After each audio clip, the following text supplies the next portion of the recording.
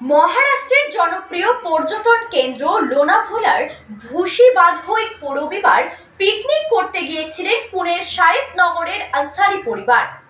জল কিছুটা কম থাকায় নিচে নামে ওই পরিবারের 5 সদস্য, কিন্তু কেউ কিছু বুঝে ওঠার আগের মুহূর্তে খরস্রোতা নদীর আকার নেয় ওই জলপ্রপাত। এই অবস্থায় একেবারে মাঝখানে আটকে পড়েন একই পরিবারের 5 জন সদস্য। একে অপরকে আঁকড়ে বাঁচার চেষ্টা করলেও প্রবল জলের তোড়ে মুহূর্তের মধ্যেই ভেসে যান তারা। আশেপাশের লোকজন কেউ কিছু করে উঠতে পারেনি।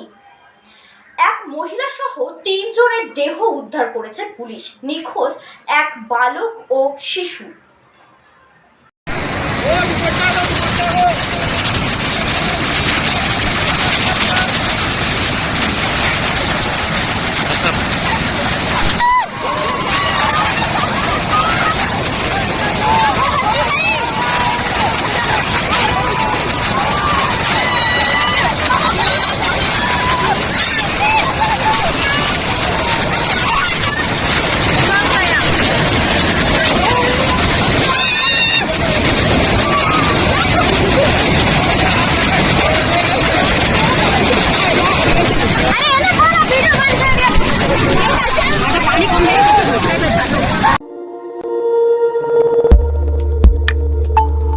আমাদের সাথে থাকুন এবং দেখতে থাকুন নিউজ প্রাইম টাইমস, আপনাদের সাথে আপনাদের পাশে।